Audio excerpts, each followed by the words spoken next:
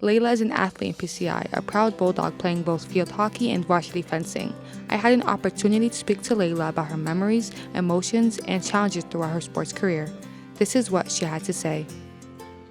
I had my first fencing match last year as a sophomore, and it was against Butler at their school, an away game.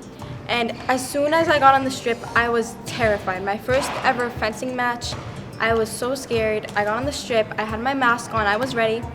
And as soon as the ref said, "Fencers ready, fence," a few minutes later, the score was 4-4. It was the last point wins.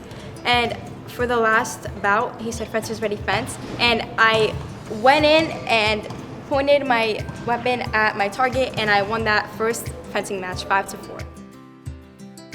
As an athlete, I'd say my biggest obstacle would probably be time management, because not only am I an athlete, I'm a student athlete, which makes it so much harder. Because imagine waking up from going to school from 8 to 3, and then afterwards another 2 to 3 hours of practice depending on the sport.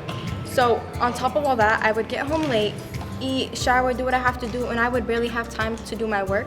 So I would say time management would definitely be my one biggest obstacle, but I have overcome that with practice and with just getting used to doing this on a daily. Someone I definitely look up to is almost all my siblings, because most of them do play sports, but specifically my sister, who was a senior 2 years ago and graduated from the fencing team here at PCTI. I look up to her. I do fencing now, and so does my younger brother and my older sister. She has gotten me motivated, and she just inspires me. She puts in all the hard work. She puts in the effort. She shows me what it means to be a true athlete. So one specific moment where I realized all my hard work was paying off was when I got called as captain of the JV field hockey team in the middle of, before we started the game. We were each lined up from team to team, face to face, and the referee called out, "Captain, stay." And that's when, right then and there, my coach chose me as the JV field hockey captain.